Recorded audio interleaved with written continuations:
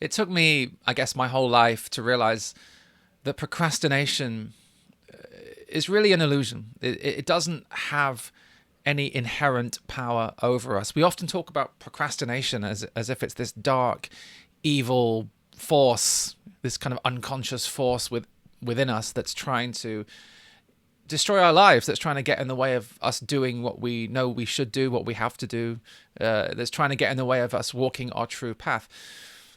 But the truth is, and this is what I've discovered, is that procrastination actually doesn't have any inherent power. We give it power, of course, when we give into it. Let me just give you an example. For most of my life, one of my biggest fears was doing my taxes. They say that death and taxes are two of the biggest fears in life. And I would procrastinate every year. I would procrastinate and procrastinate, and the more I procrastinated, the worse I felt about myself, and I felt guilty. And it's always like this feeling in the back of your mind that you have this thing that you have to do, and you're running away from it. And the more you run from it, it's one of those paradoxes. The more you run from it, the bigger it gets. It feels like it's chasing you. It becomes like a monster chasing you. That's what it feels like. And I was always leave my taxes till the very last minute, and it was so stressful, and I was so rushed. And that's procrastination, isn't it? What can I say? We distract ourselves. We'll do anything just to not do the thing that we know that we have to do. We'll do anything. We'll eat. We'll go on Netflix, social media. We'll go for a run. We'll go meet up with a friend. We'll go buy something in the shops. We'll go to the supermarket. Whatever we have to do. Whatever we have to do, not to do the thing that we know that we have to do. What I came to realize was that the solution to procrastination was presence. And that's why these teachings of being in the present moment are so powerful, and they really have practical applications. I think this is probably the most practical application. And it seems like such a paradox, doesn't it? Because this is what people have asked me over the years. Well, Jeff, if I was truly in the present moment, if I was really in the now, if I was living moment by moment, and if the future is just an illusion, then, well, I guess I wouldn't do anything, right? If everything, if there's no future and there's only the present moment, then I wouldn't do anything.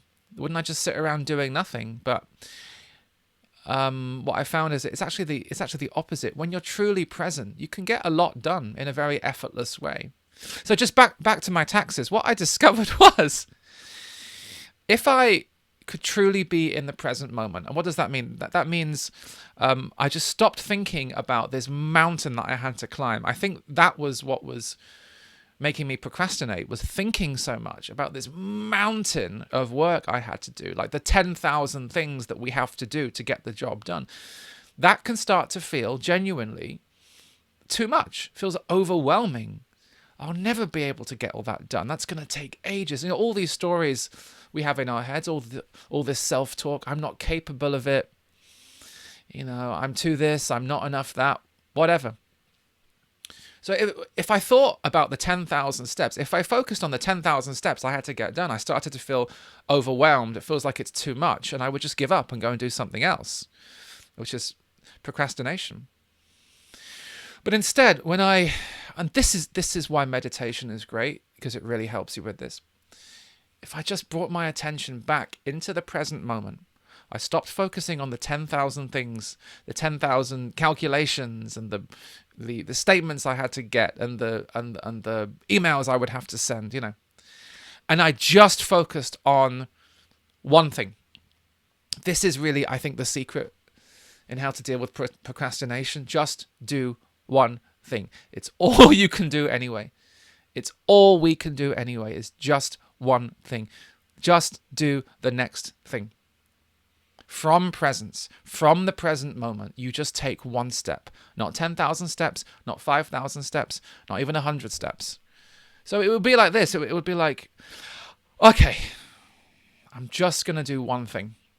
I'm just going to write one email. I'm just going to do one calculation in the spreadsheet. I'm going to log into my bank account or whatever. I'm just going to look up one number. One thing at a time. And that way all the stress was gone, all the heaviness was gone, all the, the feeling that I had a mountain to climb just wasn't there. And just moment by moment, next thing by next thing, one thing at a time, I would find that eventually my taxes would get done. And I started to apply this to other projects. It could be like writing a book. It could be, any kind of project in your life, that doing that thing that you've longed to do for so long. And the other thing I realized as well, which might be quite helpful to you, is that procrastination is only ever trying to help us, actually. It can seem like it's an enemy, like it's a monster getting in the way, but it's only ever trying to help us. So your nervous system has one job, only a single job, and that's to keep you safe. That's all your nervous system is ever trying to do.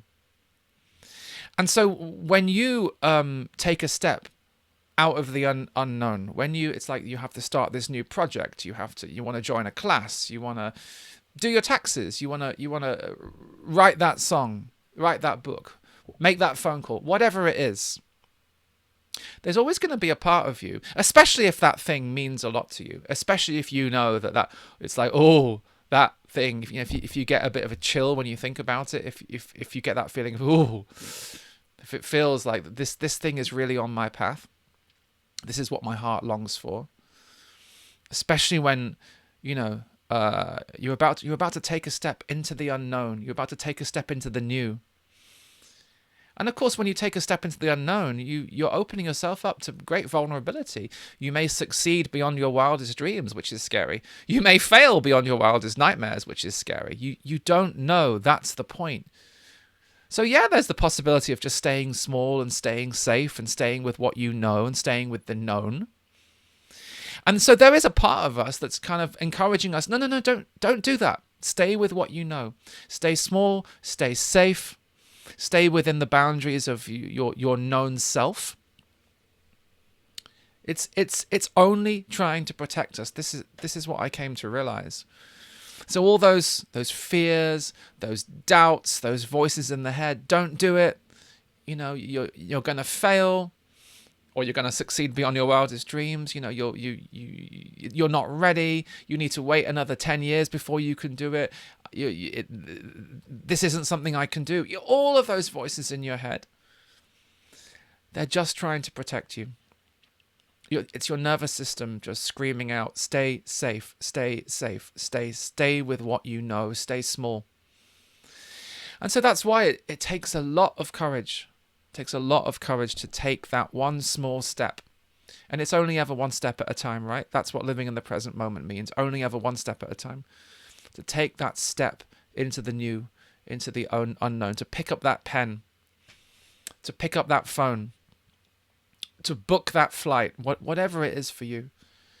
So, you can come to actually just expect that there's going to be that force of those voices of procrastination and fear and doubt. Stay small, stay safe. Those are going to be there. So what I'm not saying in this video is get rid of procrastination. I'm not telling you to get rid of fear, get rid of doubt, get rid of those voices. Because of course, the more you fight those voices, the louder they get. And I'm sure you've experienced that. This is a path of friendship. This is a path of deep acceptance, deep self-acceptance.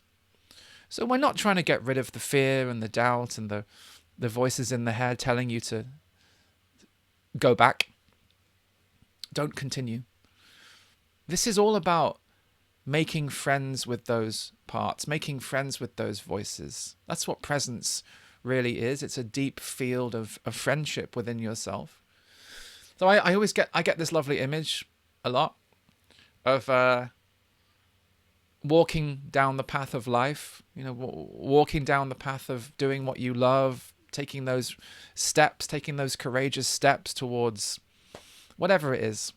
Writing that book, writing that song, making that phone call, starting that relationship, quitting your job, starting a new job, or just diving into some adventure that you've always longed for.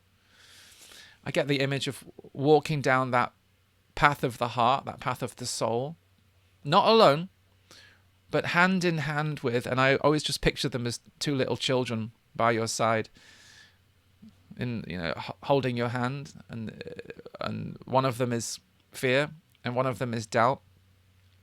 And these are not your enemies. They're not evil. They're not parts of you have to kill or destroy or enlighten away. That's the old vision of enlightenment, isn't it? It's like, I'm going to get rid of all my impurities, all of my human vulnerabilities. But no, these are what make you human. And they're beautiful parts of you. So walk down the path of life hand in hand with your fear and hand in hand with your doubt. They're not trying to hurt you. They can't, and this is the point really I wanted to get to. They can't stop you. They cannot block you.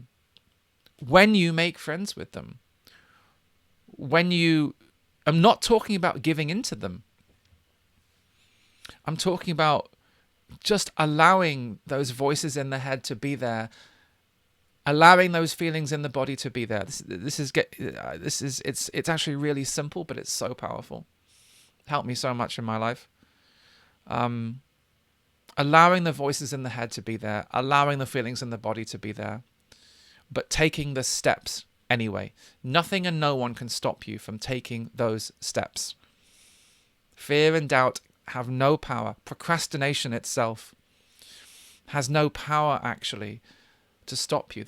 They're only trying to help you because that's the help they think that you need. And maybe in the past you needed to listen to those voices. You needed to give in to those voices. You needed to stay small and safe.